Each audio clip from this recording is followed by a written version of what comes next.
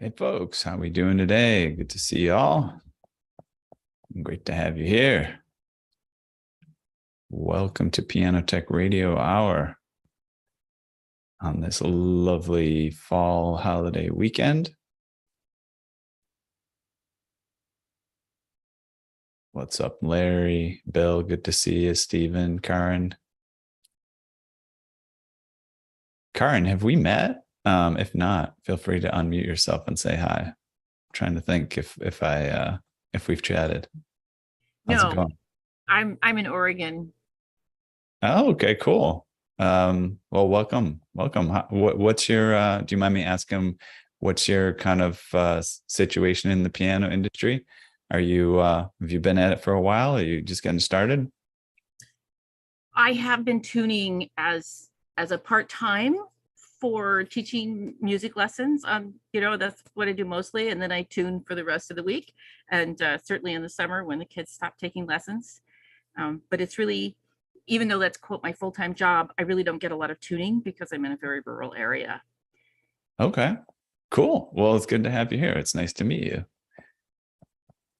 Yeah, we're gonna do a little bit of a memory lane episode today, so I'm gonna bring back some vintage clips. So if you're interested in, or if you're not already subscribed, you can check out what's available in the member area and stuff like that. And happy to chat more if you ever need any specific assistance or help. All right, so I'll do a little intro. We're going out to Facebook, YouTube as well right now. And we'll put some links in the comments on the internet there as well, so people can jump on if they'd like to join us here. I will do a welcome to the session and then we'll hop right in. But let me do an outreach to the folks on the internet real quick, and I'll say, hey guys, join us here. Make sure folks know where to come on.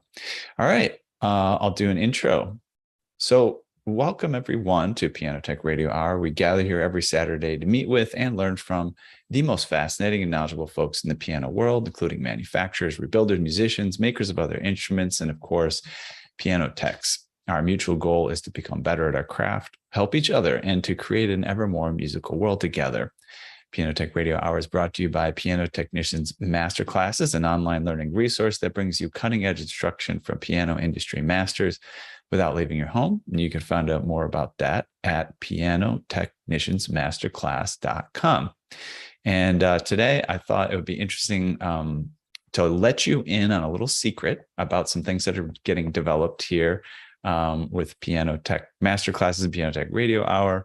And while doing that, go back and check out some content that we have on file that's kind of interesting. So a couple of things. Number one, before we dive into the episode content, reminder to everyone that that Larry here is going to be doing a class in early December, and we're still working out the details on the topic. We'll be sending emails out about that, or, you're free to send some emails back and give your input. For the time being, it looks like he may be doing a class on tuning pins, which could be a very interesting topic to explore. We haven't really dove too deeply into that topic specifically. And so it's good. It'd be an interesting thing to cover. So keep your eye out for Larry's class. He's very excited to be presenting that, and we're very excited to have him. And beyond that, what I want to talk about today, a couple of things. So I don't know if you guys are aware, but we do have sort of an unofficial podcast that is part of this program. And the reason I say unofficial is because we test released a couple of episodes of it many months ago, and it's it takes extra work to kind of produce it as podcast episodes and put it out there and promote it and all that stuff. So we hadn't been doing much with that, but behind the scenes we are working on starting to officially release this more regularly as a podcast. And what you'll likely see is past episodes. So it's not going to be the episode of the day, goes on podcast immediately. It's going to be, we're going to start releasing episodes from the very beginning. So you can sort of check those out and go back and take a blast down memory lane and pick up some extra information, get to see, get to take a listen to the content that will be in the member area, in case you hit upon a topic, you listen to it, of course, and you say, oh, hey, I wish I saw that, I wish I saw that illustration or whatever. Then you can easily say, oh, I'll get in the member area, I'll subscribe to Radio Hour, and I'll take a look at that video because it could be interesting, right? And I think, it's just been a delay in producing that, like I said, for technical reasons, and we don't have the team or the budget to focus on a ton of things at the same time. But it's always seemed like a really great idea for piano techs, especially because, a lot of us are traveling, for a great deal of our day, and a podcast type of format is the kind of thing it's really easy to take with you, in the car, on the bus or the subway or wherever you're headed, and just catch up on stuff. So I think it's going to be something. Yeah, I've actually already seen, we can see the downloads on the podcast, even the one that we hardly have promoted at all. And it's really pretty impressive. Like, the people have found it without us really promoting it, and went to check it out and listen to the episodes. So what I'll do here really quickly is share my screen here. I'll share the link to the podcast itself in case anybody's interested in checking it out, and just kind of go over the site and everything like that.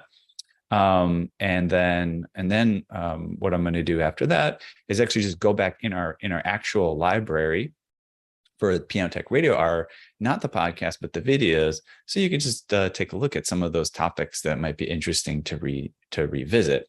So first of all, I'll put this in the chat in our Zoom here, and I will also put it online for the folks on Facebook and YouTube. It's just pianotechradio.com. So if you want to go there, you can go check it out. And if you want to subscribe, you go to pianotechradio.com/subscribe. And on that page, it offers a bunch of different platforms that you can subscribe, Apple Podcasts, Spotify, pretty much everything you could listen to a podcast on is available for subscription. So that's pretty cool. So I'm going to put that link in the chat there for people on socials as well, in case you're interested in that. And then I'll do a quick screen share, and I'll start going over what's available. And then we'll go into some of that previous content. All right. So sharing screen right now. Let's get over to Zoom and hit share, and we'll take a look at this. And actually, I see my battery is very low, actually. So I'm going to cut out really quickly, and I will get my charger so that we don't run out of battery. So excuse me for one sec.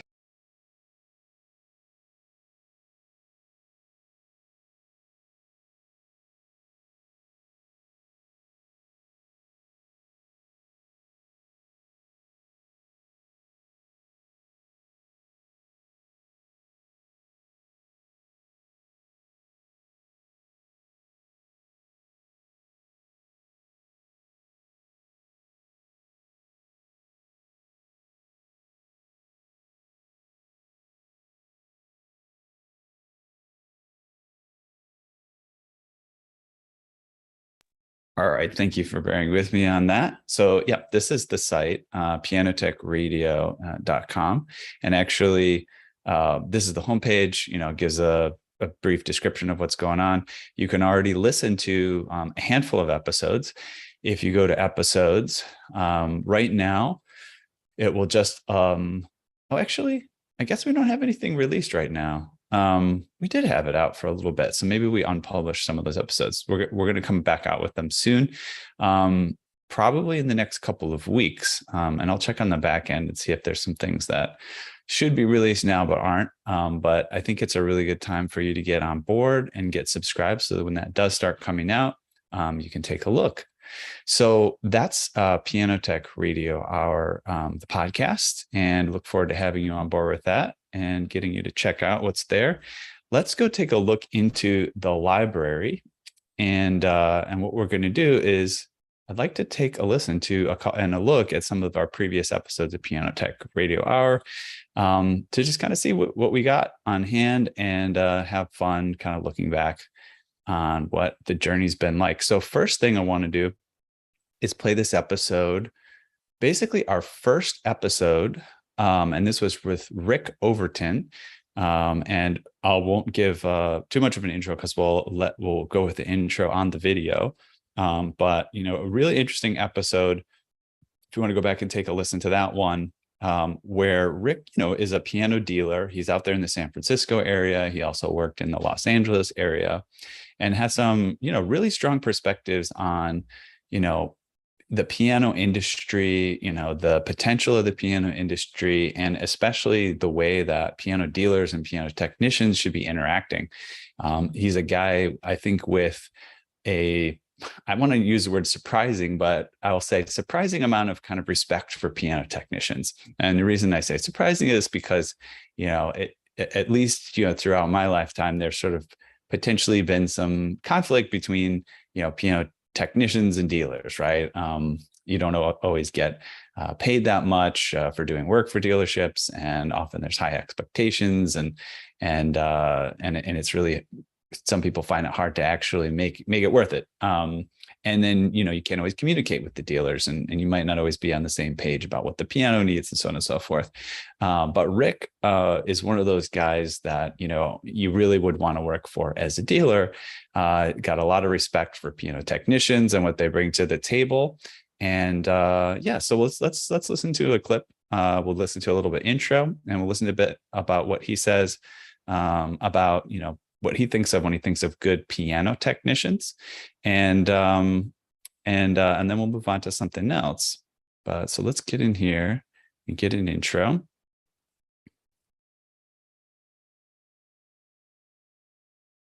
All right. Oh, let me get back and do a sound share. There we go. All right, let's check this one out.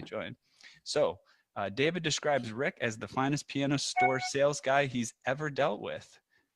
That's a kind moniker. He's had a 40-year history as a piano player and choir director, and 3.5 decades as a piano store owner and manager.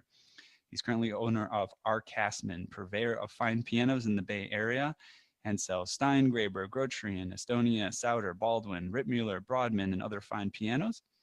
He has a profound knowledge of the entire worldwide piano business and is a fascinating storyteller and speaker.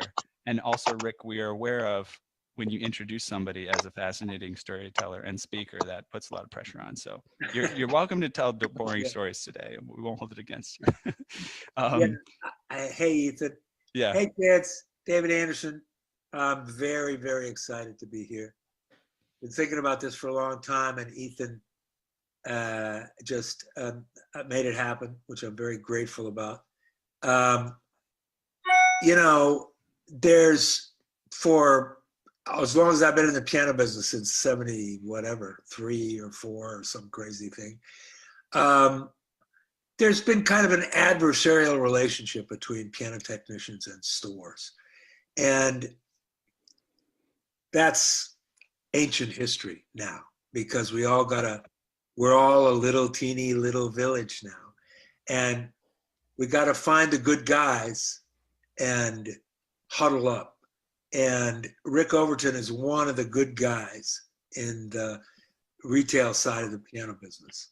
And I have had more fun and more kind of success with him, working with him as the COO of a very large, probably the largest piano company in LA for the past 6-7 years. And he's just got a phenomenal knowledge of what's going on right now in the world in terms of pianos. So it was kind of a slam dunk for me that he was our first guest. So Ethan, remind me again who you're talking about? Huh? Remind me again who you're talking about? Oh yeah, Alfred E. Newman, somebody like, I can't remember his name really.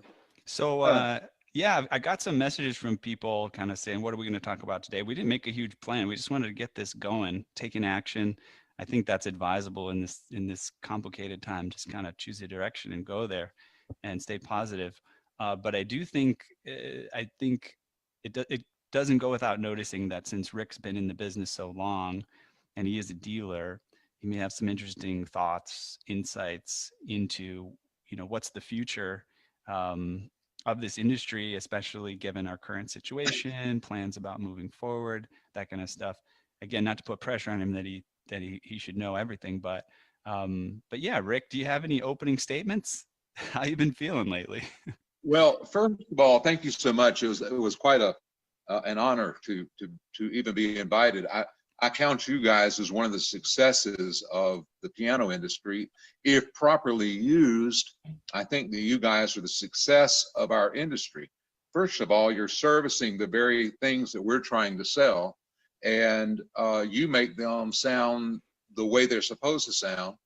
And because of you, we're able to do what we do. And so I count it a privilege to be able to speak to the piano technician.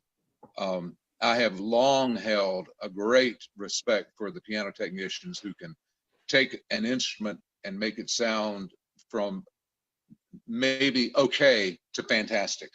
And that's what you guys do every day. And I really appreciate it from a retailer standpoint. We appreciate our technicians. Well, you appreciate your technicians. Listen. I do. Yeah. So talk about the edge of hiring somebody that can actually do that to a piano versus hiring somebody that's okay. Well, David, as you know, if you don't have the word RPT behind your name, you can't work for me. If you're not a member of the guild, then I don't allow you to work on anything I sell. But that doesn't just because you're RPT doesn't necessarily mean you're qualified to do everything. Some people are happy being tuners, and that's fine. I would not trust my car to the guy who puts gas in my tank if I needed a transmission change. So I go to a great extent to find out who I'm dealing with when they come to me. If I send a piano to another state or another area where I don't know the technicians in that area, I normally make 2 or 3 or 4 phone calls before I allow anybody to work on a piano anywhere I send it when it's been sold. Because a good technician will make a piano sound fantastic. A poor technician will make it sound like a banjo. And those are the 2 things that you had to know what the differences between the 2 are. And it starts with those 3 letters, RPT. That's my opinion. Wow. So, all right. So a little bit of an intro from that episode. Again, a really interesting one to go back and check out, where Rick gives a very good perspective on the relationship between dealers and technicians, how to communicate with the dealer, and how a dealer sees the technicians that can really work with them well and make something happen. So that was actually episode 1 of Piano Tech Radio Hour. Now we're going to jump over to episode 4, and this one was basically kind of a study on what is world-class piano prep.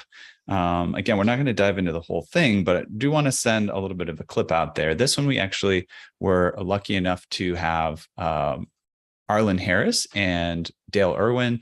Arlen is a really, really well-respected technician out in New York City who's worked with Steinway quite a bit, worked in Steinway Latin America as well.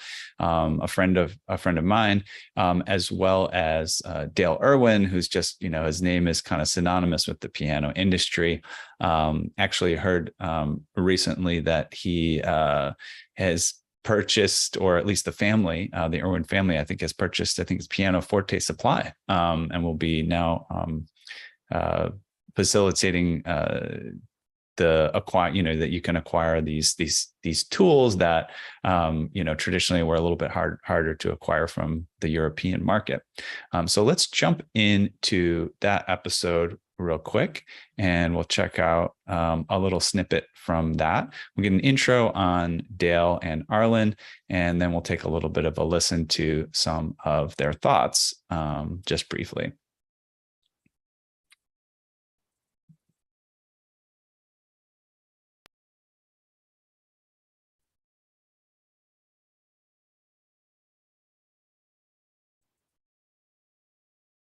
For a medic. In my opinion, the best soundboards in the world. And he's a awesome concert technician, because all the continents except Antarctica, probably. Welcome to something that I'm deeply excited about. Two human beings that are colleagues and respected, admired colleagues of mine. Dale Irwin, Arlen Harris, opposite ends of the country, different lives completely. They won't say it, I'll say it, they're masters of the piano in their domains. And Dale is like a Renaissance man. He's makes, in my opinion, the best soundboards in the world. And he's a awesome concert technician, because I've played many, many pianos that he's played on, or that he's worked on and prepped and taken that final 5%. And Mr. Harris has done more pianos than I can literally count, for incredible world-class globe-trotting artists. And he's been all over it. He's an amazing human being with a wealth of both intuitive and technical expertise. So welcome, gentlemen. Thank you. Thank you.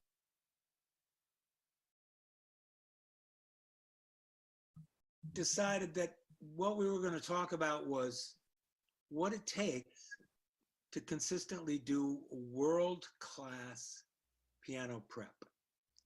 And that means the piano's a good piano, it's in good shape, it's all the basics have been done, and you're in that final 5% of precise action regulation, like customized, sweet spot, intuitive action regulation, and then voicing, or then tuning, actually.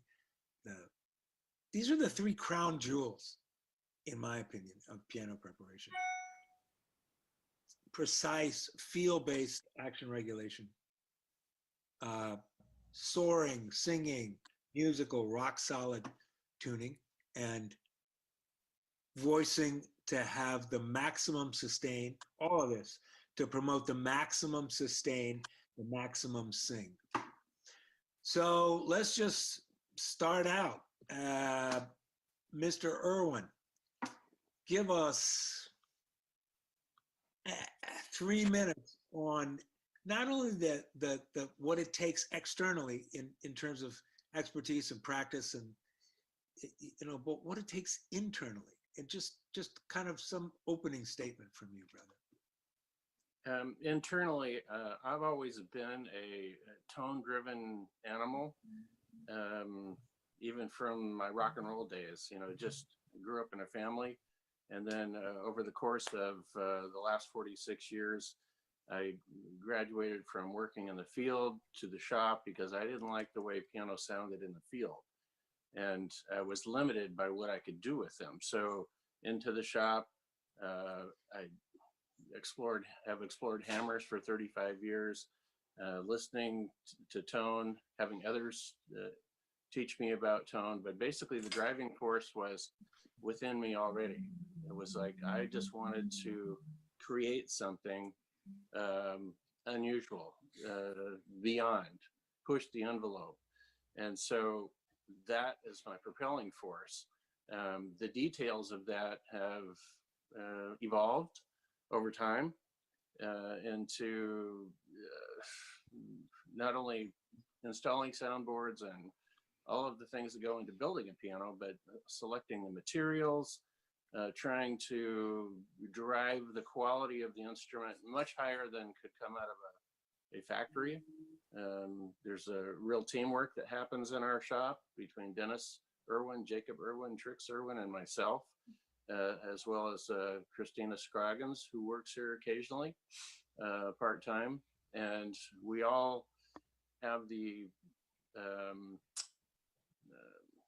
blessing, the advantage, the opportunity, not to do just one thing, but to actually bring the whole project together cohesively and hear the final outcome and determine if what we're doing is pushing that envelope to the place where David Anderson seems to like it.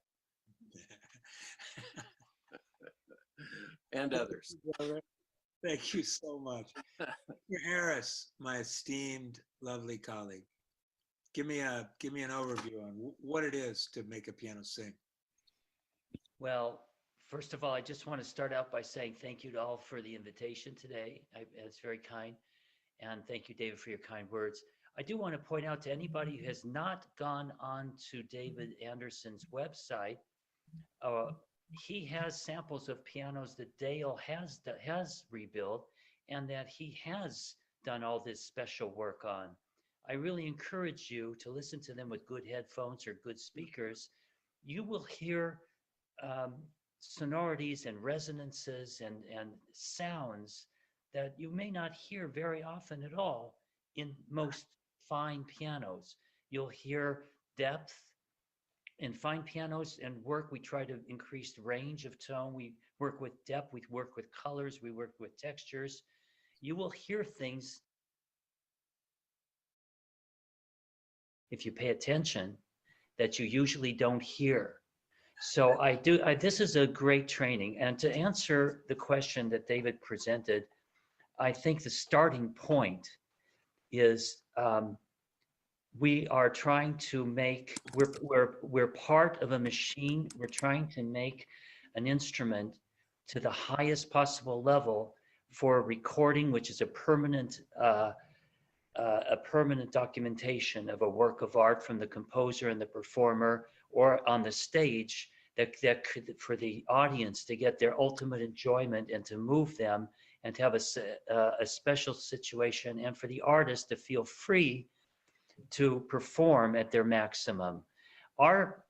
We have a lot of leeway there and responsibility, but it creates great satisfaction. I prepared just a few things that I was thinking about this, and I'll go through a very brief list because we have very short time today. First, improving the piano performance level opens up possibilities previously unattainable for pianists. We want them to do things and perform things on the piano that maybe they couldn't do on the other pianos. That's with regulation techniques, high sophisticated regulation techniques, and that's with voicing techniques. And then the pianist will have an opportunity to become a better pianist, and the audience or listener experience extreme and profound spiritual effects through the sound, tone, and musical experience in general. And number two is satisfaction of experiencing improvements in the performance of the instrument. It will give us as technicians in charge of the piano, or the rebuilder in the case of Dale also, he's not only a technician but a rebuilder, the satisfaction that he craves and needs. Three, experiencing the feeling of pushing oneself and the piano to the limit to see if you can bring it closer than it has ever been before, closer to the sublime.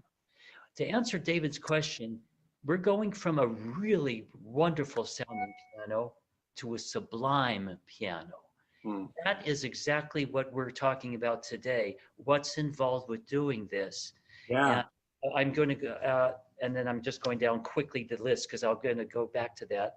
Experiencing the art and craft of piano technology requires going deep into these areas if you're willing to jump into the pool. So it's not for everybody to jump in the pool because it requires amounts of time, energy, and effort. If you enjoy doing this, you should do it. If you don't enjoy doing that, you should stay in where it's comfortable, at your comfort level. And that's the beauty of our piano profession. We can stay in home pianos and make them nice and pleasant and get them, and you can choose any path you want. we're going this path, it's a little bit like working in the emergency room for a medic. You're under the hot seat, you're under the pressure a lot of times, and I like the adrenaline rush myself. It takes a certain personality for that, but I find that it can be invigorating if you're able to be successful, solve a problem, and save a concert or a recording. All right. Some very inspiring words from Arlen Harris and Dale Irwin. Give you a sense of the passion and gravity that they bring to the trade, and how they think about presenting the instrument and facilitating what the artist does. Really interesting for Arlen to call out the sort of spiritual nature of what he's hoping to achieve for the piano himself, for the piano player.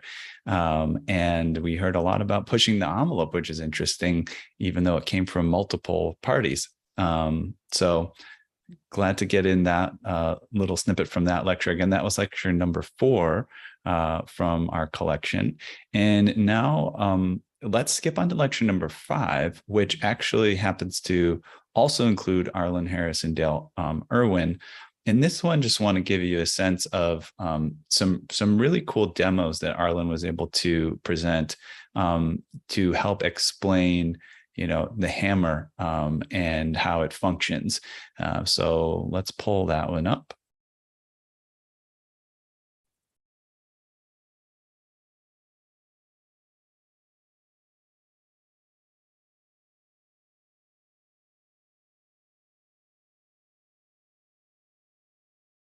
Another part is being a part of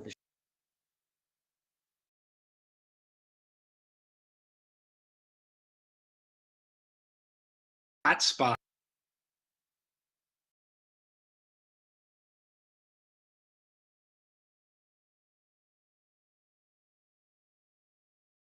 The crown, and I know Arlen and Dave would say, "Yep, you can." Yeah. So that was. But it's like, in a way, like privileged information, because you can, with 2 strokes of a needle, you can destroy the active hot spot in the middle of the hammer that's giving the hammer the life too. You got to know what you're doing. And that's true if it's a particular kind of hammer, and not as true if it's a different kind of hammer. That's exactly right. So I have prepared about a 5-minute demo on the different kinds of hammers and why it's important for us to understand that they're out there, because to get to the point where you can be the guy who fixes anything, you have to learn how to work on all these kinds of hammers, which means you have to understand how hammers work. And I think last week I briefly showed the Irwin Davis flexometer, did I not? Yes. Okay, so I have listed 3 kinds of hammers, and Dave and I have had this discussion a little bit. Basically, we called them low compression hammers and high compression hammers. And I'm here to tell David that he's wrong and that he's right. So this is some type of foreign-made hammer, and I've drawn lines on each hammer that I'm going to demonstrate. And the important part of this demonstration is you can see if the hammer is flexible. Is this fairly clear, you guys? Yes. Yeah. Okay, so as I squeeze it, and you watch the lines and the felt, it's pretty hard for me to get this one to show much flexibility. Okay? So, on the next demonstration, that hammer would be a hot press, low compression, high density hammer. And I'll explain that in a minute. So here's another hammer. This is what I would call a high compression, moderate density hammer.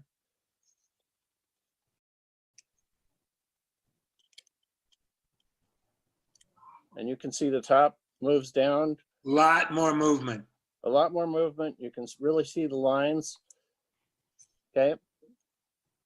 And then the last one. So by low compression, you mean it doesn't take as much pressure to compress the hammer. Right. It's a hammer's a felt spring. This is the rule. Now, we're all going to have to learn how to deal with this hammer if we're concert level technicians. This is Steinway Hammer. It's a low compression, low density hammer, and I'm going to explain that further. But this hammer really flexes clear down to the molding and really out to the sides a bit more even than the last one. This is what I would call a low compression, low density hammer. Now here's why. Because here's the same hammer from the same set, and all I did was cut it apart, and there's no compression. We can't see it, but there you go. There's no compression compared to, okay, this is the low compression, low density hammer. That's the Steinway-esque hammer. Yep. This is a high compression, moderate put density. it in front. There Yeah. you go. Okay, so I want you to pay really close attention. There's this little circle Yeah, there you go. over the felt, and a high compression hammer with moderate density, you're going to watch that circle tighten up. You see it? Yep. And Move it over to your left a little. That's perfect. I want you to really get a look at that. And then as the felt is wrapped tighter, look at the lines. Look how they bend. Look how they stretch. This is tension and compression. So the tension is happening on the outside of the hammer. The compression is happening in the other circle, okay? So this hammer, the felt resiliency has been, it has been retained. It's been considered sacred the way it's made, okay? So then you have other, what I call low compression, high density hammers. I cut this one apart this morning. It's high density, but there's no tension and compression left in this felt. Now this takes a little bit of getting your mind around, but you're dealing with this hammer, you're dealing with this hammer. This is a Ronson hammer. I don't remember exactly which one this is, but many hammers are made like this today. And the reason is as the way they're made, there's too much heat, takes the resilience out of the felt. In the Ronson hammer, the resilience is left intact in the felt. And this hammer, which is low compression and high density, it means there's nothing happening in the felt. It's just felt on a stick. So these are the things that we have to keep in mind when we go in to see any kind of a piano and are expected to have some kind of voicing voodoo magic. You know, we have to really take the time to invest, as we were talking in the beginning, to invest your time discovering, you know, how much can I do with this hammer? Not much. I took them off, threw them away. How much can I do with this hammer? Oh, I can make a piano a world-class singer right here. And with the Steinway hammer, I can do the same thing, but with different proportions. You have to know how to adjust the felt spring with either solutions or needles. And frankly, boys and girls, we've all been brainwashed into thinking that the only way to get tone out of a hammer is by needling the snot out of it. And that's just not true. There's nothing wrong with needles or juice or a combination of things, and including in some cases, treating a hard set of hammers with 50-50 alcohol and water, hot water, because that lets the felt open up and become a spring again. So I should probably stop right there. Yeah. For now. All right. So some deep analysis of hammer structure. Very blessed to have some demos like that on recording from someone like Dale. Got a comment here from Larry. What does it say here? Be helpful if the episode list show the topic and people in each episode. Yes, definitely agree. You mean in our member area? Yes. We will be working on adding that information. Right now, we actually have a team working on descriptions and specific titles for each of the episodes. And those will go on the podcast episodes as well. And then they'll go in the member area. So there'll be quite a bit more information available for these. But yeah, thanks. Great point. All right, let's move on to the next one. This one, we're going to jump ahead about a year. So those are some of our very first episodes. We're going to jump ahead to one with Ken Eschte. Again, an old friend of mine who I worked with at Northwestern University when he was the lead technician there. He's done a lot to popularize Paraloid B72 as a solution to create a solution for some voicing techniques. So we'll visit a little clip from a couple clips from his episode. And so we'll get to spend a little bit more time with hammers.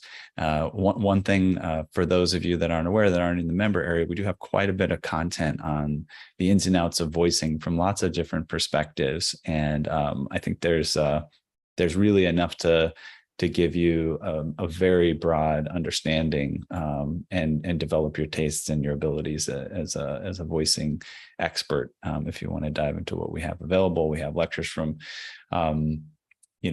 David Anderson's talked about voicing, Arlen Harris and Dale Irwin have talked about voicing. Our very first episode with Boaz Kirschenbaum was a detailed analysis of voicing. With some very great video and audio attached to that. Okay, so let's get into this lecture with Ken Eschte for a little bit.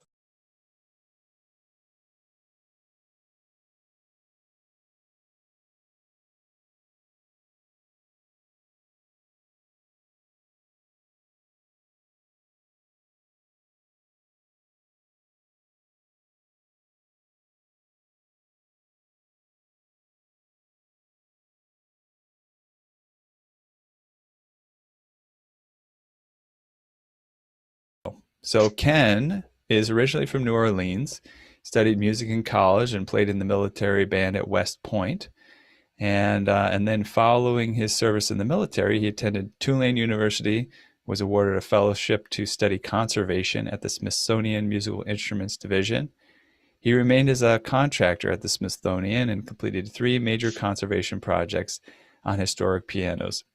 A few years later, Ken completed an internship at Colonial Williamsburg and was elected to the professional associate membership in the AIC, which is the American Institute of Conservation of Works of Art. Other conservation treatments on historic pianos have included the Abraham Lincoln piano at the Chicago History Museum, the Vanderbilt Mansion Steinway in Hyde Park, New York, and the Washington State Capitol's historic Bluthner piano. He now lives in Spokane, Washington, and still travels around the USA treating historic pianos. Current projects include a Pleyel grand piano at Cornell University's Historic Keyboard Collection and another Steinway grand piano at the Val Kill Mansion in Hyde Park, New York. So Ken is coming to us today with a bit of a more prepared lecture than we might typically have. And so that should be pretty cool. There's 3 parts, and we can have questions, but maybe keep your questions to the chat, and we'll kind of filter them while he talks, so he can kind of keep up with his pace. And more inside. So what that told me was that if this is a hammer that we're looking at instead of wood, do I want a concentration of hardener on the outside, or do I want a concentration on the inside? Now, if I was doing this in reverse, suppose I was saying, I want to make this hammer softer. Would I want a really shallow needle or a really deep needle? This is the kind of the same thing where whatever we wind up doing to a hammer depends on how deep it is. And so I started trying this out with B72 and found that it was really quite successful for voicing hammers, particularly with alcohol. And the reason is this, and this is something that's difficult to grasp right away, but this is an example here. These are just dots of ink. But if our concentration of liquid, this is kind of the shape that I might have if I'm using lacquer and lacquer thinner. that I'm going to apply lacquer over here. I'm going to wait for it to look wet in this kind of shape, kind of like somebody's handlebar mustache. And I thought to myself, that's exactly what I'm getting.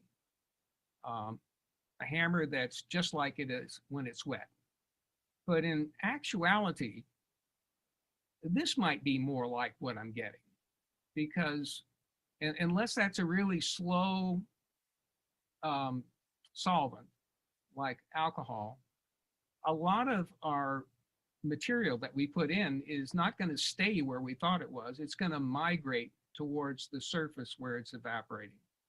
And this is called reverse migration. And it has nothing to do with people that are moving back to Mexico. This is a matter of resin moving along with the solvent towards an evaporative surface. So here's a little something about B72. It's very cheap. This is 2 places so that you can buy it. I get it from conservationresources.com. That's a national supply house for museum conservation stuff. But Dale Irwin also sells it at his website on his online catalog. That's irwinspiano.com. And it comes in little clear beads. You measure it. A mixed ratio that I use is 10 grams of B72 to about 4 ounces, fluid ounces of solvent. And I prefer the alcohol, but denatured alcohol will work. Acetone works very well, but it has a different effect. In this strong solution, I only use it for low shoulders and maybe the very top 4 or 5 notes of a piano. But normally what I do is I will dilute what I've just made to half strength by adding another 100 milliliters or 4 fluid ounces of more solvent. And that I use near the strike point. Getting it to dissolve can be kind of tricky. So I've found out that if you tie your B72 in a sort of tea bag of white material and suspend it on a string into your solvent, then the solvent can attack it from all directions and it's ready a lot sooner. That's a little tip. So this paraloid B72, it's non-hazardous. It has no noxious odor. It's relatively fast acting, produces really good results, and it's inexpensive and doesn't require a learning curve. That is, it's just like all the other hammer hardening that you've ever done. You know pretty much what you want and where you want to put it, and this is just an easier way to do it. So that's B72. It came off the shelf of my museum conservation lab and became really quite a handy thing. And it's become really kind of popular. I think many of you may have heard about this. And for more information, there's an article that I published in the PTG journal. There's a little mini class that's on the PTG website for the Academy. So that's one example. And unless there are any questions, I'm going to move on to my next example. All right. So a little bit from Ken Eschte about his usage of B72. Very interesting lecture content from him. That was one of our kind of free to attend radio hour sessions, but recording in the member area. We also have some classes with Ken where he discusses this type of thing further. And also Boaz in our inaugural lecture for piano technicians master classes discusses parallel B72 quite a bit. Larry says he started using B72 shortly after the episode and made his work so much easier. So he's grateful for Ken and PTRH for this. Awesome. That's really great to hear. It's always great to hear when things are getting put to good work with what we're doing here. All right. So we're about to wrap up in about 10 minutes or so. It looks like the next segment that I had picked out is a bit longer than that. So I don't know, let's just hop into it and see how far we get.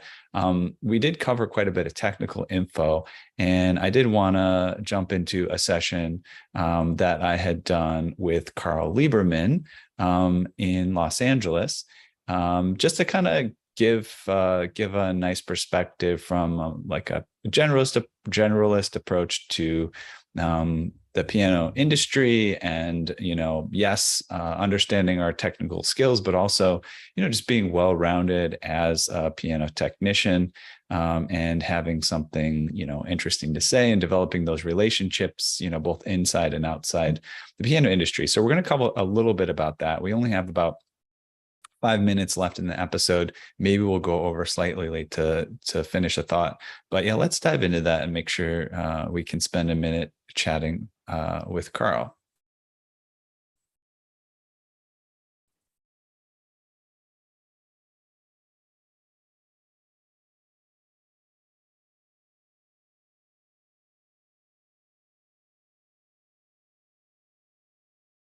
Carl Lieberman's here today. He's going to be here. He's going to be in multiple places. I got to visit Carl in this very house he's sitting in. Here, let me spotlight him for a second. So I got to hang out with Carl and see what it's like right outside that door, outside that window, sitting behind him. He's in Venice, California, and he let me stop by his house and pay a little visit, and we did a fun hour interview, and so we had a lot of fun, and that's what I'm going to play for today. But just like saying hello up front, we had a lot of fun, right, Carl? It was great. What an honor and a privilege to be interviewed. So yeah, enough so that you can live a good life. That's just do that. Don't you invest in yourself. Invest in yourself. Yeah, agreed. I know there's those types of people out there. Some of them are even in my family who don't care to travel, and I think that's okay. But if you have any inkling for it, I think it's a benefit all around. It can come back in ways that you might not. Well, imagine. look, you talked about networking. Yes. Okay, listen. I'm just one of the most interesting people you're ever going to meet, no matter who you are. Okay, that's just the reality. And of one it. of the most humble. Yeah, I'm just saying this because you guys are my peers, and I don't normally say anything like this. It's idiotic to say something like this. Okay, but here's the reality. I'm successful as a piano technician because of it. I'm a good piano technician. I've had reasonable training. I've had a lot of experience. I care about what I'm doing. I do good quality work. I'm not a great piano technician. I haven't had factory experience. I'm not a great piano technician. I'm just not. I'm a good professional field service piano technician, okay? But people can't tell the difference in almost no situations. I've worked for world-class pianists. They can tell the difference. But in most situations, people cannot tell the difference. And what they do, it's the impression that you make on people. It's how you present yourself. It's your self-image. It's your fund of knowledge. It's your musical knowledge. The more you know about music, the better off you are. You need to educate yourself about music. It helps to play an instrument. It helps to care about music. It helps to listen to music. It helps to go to concerts. It helps to be part of the music community. And so, because I've traveled, because I've had an interesting life, I can converse with anyone about anything. And that's part of being successful as a piano technician. The more that you're able to meet people wherever they are and connect with them on their terms, and make them feel that you get them, you're going to be more successful as a piano technician. It puts more dollars in your pocket. So, be an interesting person, not just because you only get one life, and that's the number one commandment, lead an interesting life.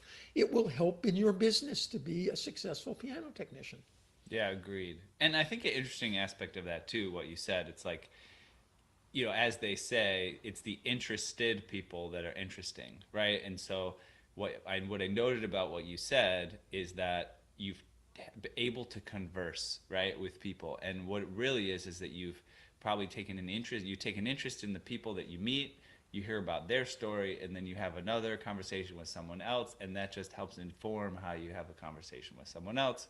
And that's what makes you interesting, is that you're able to hold those conversations and bring interesting things to the table. I honestly, I consider myself a generalist. I'm a specialist in piano technology, obviously. I had a more specialized university education, but I've been intellectually curious my whole life. My dad had only a high school education. He was a playwright and a poet. He was self-educated, working class intellectual, read voraciously. I will never read a fraction of what my dad read.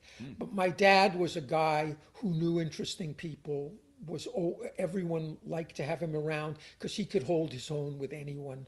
I'm the same way. I'm interested. I'm curious. I just throw this out there.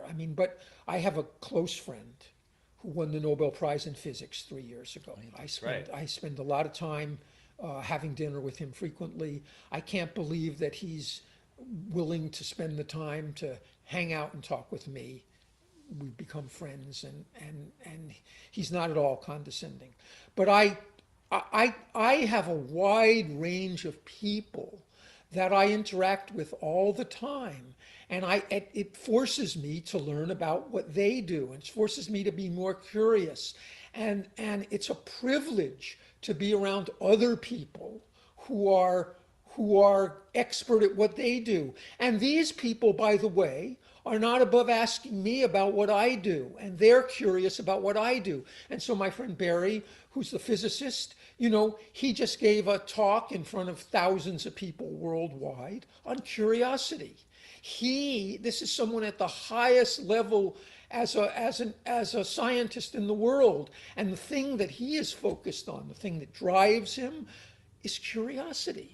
And I can't say, we as piano technicians, there's nothing that could be better for what we do, both as in technical curiosity, but just general curiosity. All right. Well, that's a great note to end on. I'll check it here. Larry says Carl hits it out of the park here as usual. That is episode number 65. And I did want to play even a little bit further from that moment. It started around 35 minutes. I was going to go to around 53. Of course, the whole episode is interesting, but he does go on to talk about, his friends who's a physicist, and it's fascinating. Carl actually has a background himself in advanced mathematics. That's what he studied at one of the top universities in the country, in California there. And yeah, so he understands a little bit, right? And I think that's, again, it's just a testament to what he was talking about, having the ability to hold those interesting conversations by broadening your net. And it's actually, good for your career and good for your even performance as a piano technician to have that. So thanks a lot, guys, for being around today. It was a great privilege to be with you yet again. And keep an eye out for the sign up for Larry Lobel's class coming up here. We just finished with Joe Jackson's masterclass. You can check your emails for links on how to purchase that after the fact. That was really great. We're also going to have even more content than we recorded live will be in the member area, because we did some pre-recorded content and did several interviews, where we helped very specific technicians with their situations. So make sure you look out for that. Look out for Larry's class. And without further ado, we've reached the end of another musical journey here at Piano Tech Radio Hour. So thanks for joining us again. As always, we're brought to you here by Piano Technicians Masterclasses, cutting edge instruction for piano industry masters without leaving your home. And for those of you that join us today by signing up for this session individually, or you're out there on YouTube or Facebook, you can make your life more convenient by subscribing to Piano Tech Radio Hour, just $16 a month. You get the recording of today's session, as well as all of our others in the member area, as we saw today, as well as automatic registration for each week's new session. And you can sign up at pianotechniciansmasterclass.com//PTRH direct access. I will put that link in the chat here. I'll put that link in the chat. I kept the sort of social stream live. I'll put that link in the chat for folks on Facebook and YouTube as well, so they can go check out the subscription. But yeah, without further ado, we'll end the session for today. Thanks everyone for joining us. That was great to see you yet again.